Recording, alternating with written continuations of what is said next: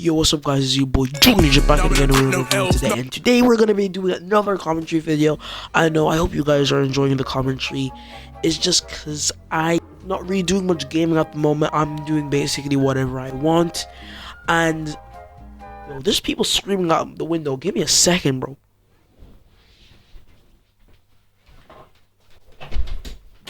But anyways, yeah, today we're gonna be reacting to some true story animations, and when I say some, I mean by one. So yeah, usually these stories are complete this and they're all fake because they steal their stories from Reddit.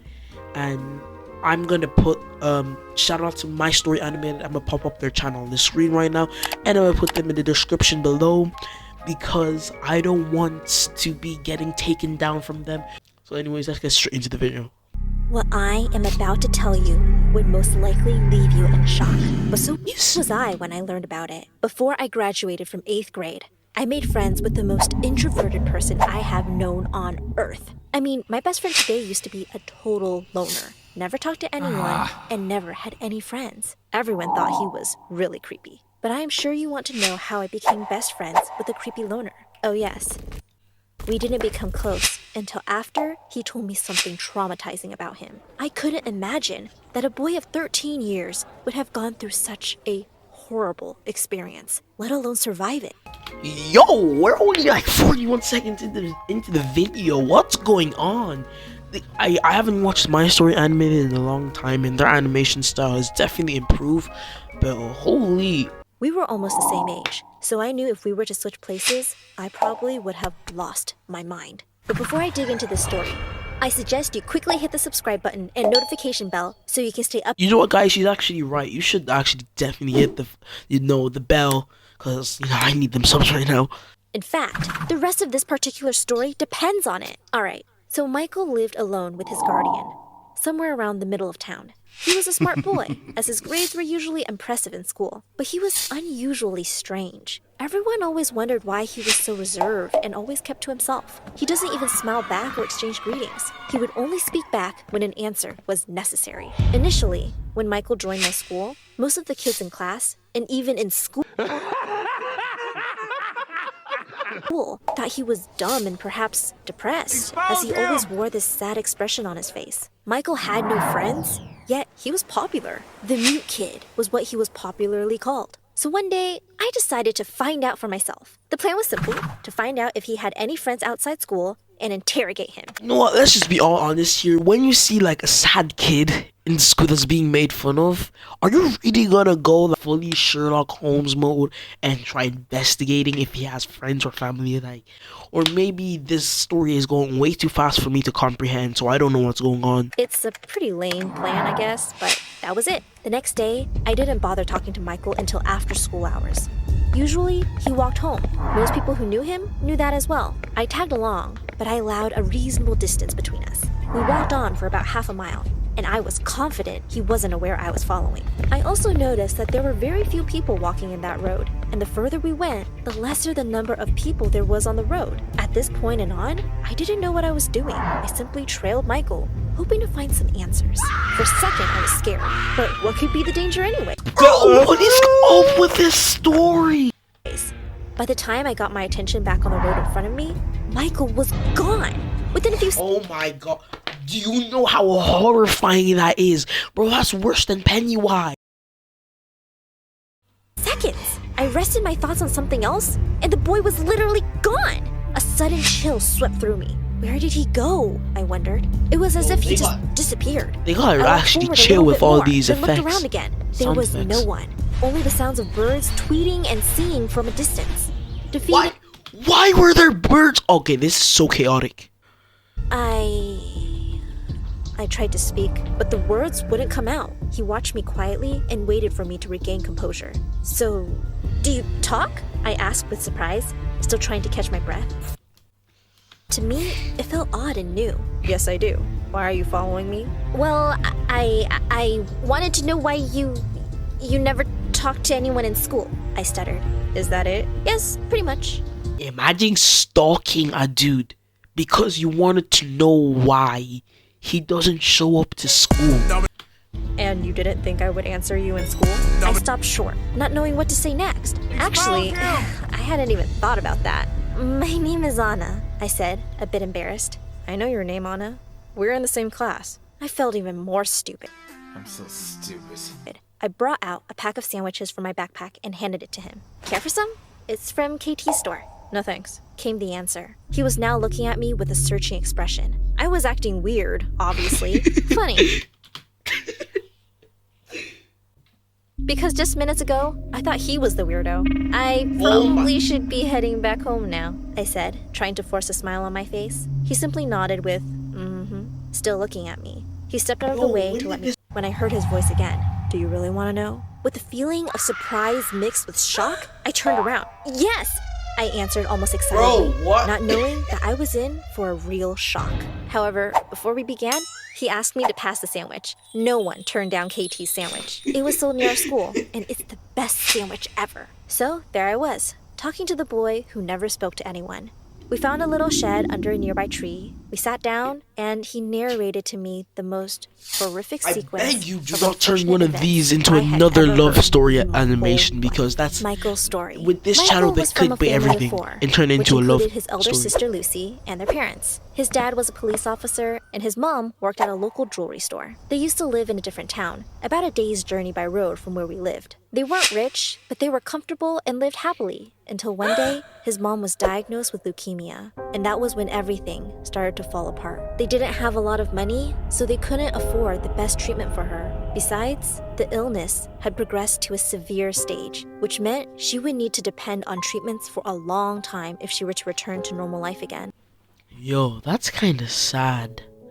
Bro, I actually feel bad. But at the same time, this is a fake story from Reddit, and we're only 5 minutes in, and I've already forgotten everything that's happened in the last 5 minutes. They kept her on medication Because of how and did fast it regular is. hospital visits, but the condition was not improving. She was getting worse as the days went by. The thought of losing their mom was a nightmare, yet there was no definite solution in sight. One day, they got home from school, but there was no one at home. Their neighbors told them their mom had fainted at work and had been rushed to a nearby hospital. They quickly hurried to the hospital. Their dad had been working a morning shift so that he could get to her on time. When they reached the hospital and were eventually let in to see their mom, she looked very weak and couldn't even speak. Lucy couldn't hold back the tears, which she had been trying so hard to hold back. Their mom had a breathing tube strapped over her nose. Their dad drew them together and hugged them. "Everything's going to be fine," he said calmly. Their mom didn't leave the hospital that day. The doctors advised that she needed intensive care and regular checks. After a few weeks of regular visits, Michael's dad decided to bring her home. To save costs, they had to start looking after their mom in the house. At first, it wasn't easy to deal with the adjustments they had to make in their lives, but they soon settled into the changes. They lived on like this for 2 years. As if things weren't already bad enough in their lives, news came one evening that their dad had been indicted in a statewide investigation at the police department. Findings revealed that he had been involved in granting local passage to illegal firearms. In the end, he bagged 15 years. And that was after the lawyer that represented Michael's dad was able to... Bro, this story took a whole 90-degree turn. I was gonna say a whole 180, but it was already dark from the beginning. Get a significant reduction in the sentence. Michael and his sister were shattered, having no one to turn to for help. The incidents that followed after were like walking across a lake of crocodiles on a tightrope. At home, their mom was sick and dying, which was by far the most significant challenge they had to deal with. Before the end of that week, a distant uncle visited them with his wife. Arrangements were made, and they moved in with their new parents, or better yet, guardians. Mr. Elliot is Michael's maternal uncle, and he had 2 kids as well, 2 boys. One about the same age as Michael, and the other slightly older than Lucy. You didn't ask about Michael's mom? Well, she was moved back to the hospital, this time at a location closer to where the children now lived. They visited her often, but she wasn't getting any better. She was mostly on oxygen. She had recovered from asthma a few years back, but everything seemed to have resurfaced again along with cancer. Michael and Lucy changed school, and within a month, they settled into their new family. The boys were nice and friendly, and so were the parents. On the weekends, they would usually visit a park and spend some time having fun. Although they no longer live with their parents, a sense Although they no longer live with their parents, a sense of normalcy seemed to return. They made new friends and moved on. Since they were minors, they weren't allowed to visit their dad in jail. 2 years passed. They only saw their dad twice, and that had been when Mr. Elliot had taken... this I love like how they're trying to kind of like make everything a bit more lighthearted because of how dark the story is, but they're throwing in a bunch of quick sound effects, giddy sound effects, hyper sounds, a bunch of memes, but it's really not changing the mood. If anything, it kind of feels disrespectful. Taken them. Their mom remained in the hospital. After 5 years of protracted suffering and strain on their personal lives, her condition didn't improve much. The doctors weren't too sure if she was going to make it or not. It was at this point that they both realized how alone they were, despite being in a family with 4 extra people. Although You their see mom what I had been mean? sick for a long time, they still felt her presence, like she was still with them. Oh but my. the reality of her not being You guys are just making fun of the mom at this point.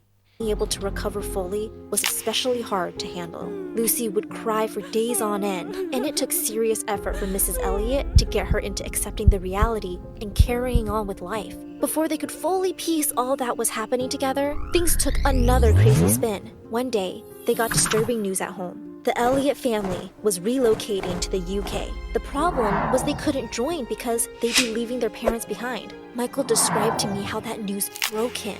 Lucy was not the type who handled announcements like that easily. She simply resumed her weeping because everything, which seemed to be returning to normal, would change again. The following day, some distant relatives came to the house. There were only a number of them, but the siblings knew that among many more changes that they would have to face in the nearest future, one was having to live with a new guardian. From the corner of their room, they could hear the muffled voices coming from the living room. Michael strained to listen, and he could hear them debating who they, the kids, would stay with. By dawn, they know for sure. Therefore, it was decided that they would go live with one Mr. James. The man was mean-looking and didn't look welcoming. "You live with me now," he announced to them in the morning, without a hi or good morning. Somehow, the look in that man's eyes made Michael and his sister think that the good days were over. And they were right. The good days were over. The mean-looking man was mean indeed, and he seized every chance he got to be mean to them. Things were no longer rosy as they used to be. Although he still allowed the opportunity to visit their mom every once in a while, no one talked about visiting their dad in prison anymore. The best news was that they didn't have to change school because Mr. James lived close by, which was why the others felt the kids should live with him. Mr. James was not married either. At this point, I felt sorry for Michael and Lucy. They must have walked through hell. "But you haven't told me why you don't talk to anyone," I chipped in, looking at my watch. "But I am talking to you right now," he said with a smile. We laughed, and that was the first time the tension in the atmosphere receded a bit. It was a well-timed joke. It was somewhat relieving to know that Michael even had a sense of humor. "I will get to that soon," he added. The new guardian turned out to be a wolf in sheep's clothing. He would bark orders day and night to the kids. Sometimes, he would deliberately make them do chores until midnight. Life was becoming miserable. They had no idea how their dad was doing, and worse, they had no idea when their suffering would pass. On some occasions, the man would use his belt on the kids. It got so bad that Michael and his sister escaped the house in the dead of night. Initially, they had no idea where they were running to. They simply wanted to get away from Mr. James so badly. But as they finally opened the front door, a blaring alarm rented the air. The man woke and realized what was going on. Wombo combo! That ain't Falco! That ain't Falco! After they both ran as fast as their legs could carry until they reached a gas station, which was where they separated from each other. The man was very close now. Michael managed to climb onto the back of a parked truck, while Lucy hid somewhere within the nearby woods. The man knew that they were somewhere around the station. So they waited and waited, but he never left. He just kept searching. All of a sudden, Michael heard the sound of the truck's engine starting. The vehicle started moving. Before he could gather his thoughts and make a move, it was too late. He couldn't call out to Lucy because that would reveal their positions. Neither could he jump out of the moving truck, as that could be suicidal. Crouched in a corner in the back of the truck, he simply prayed and hoped it would stop, so he could jump down and run back to Lucy. It never stopped. Out of exhaustion, he gave up and fell asleep. "Where are you from, boy?" came a voice that startled Michael back to consciousness. It was morning, and the man interrogating him turned out to be the owner of the truck. With nowhere to go and no one to turn to, he told the man his ordeal, starting from their mom to the night before. The man was kind and offered to help. They went back in search of Lucy, but they never found her. To make matters worse, Mr. James had disappeared too. It was all mysterious. Was Mr. James afraid of losing the kids, making him run away? Did he find Lucy? Was Lucy okay? So many questions without answers. When Michael was telling me this story, it had been 5 months since he last saw his sister. The man had taken him home and arrangements were made with child services to live with the family. Other authorities were informed,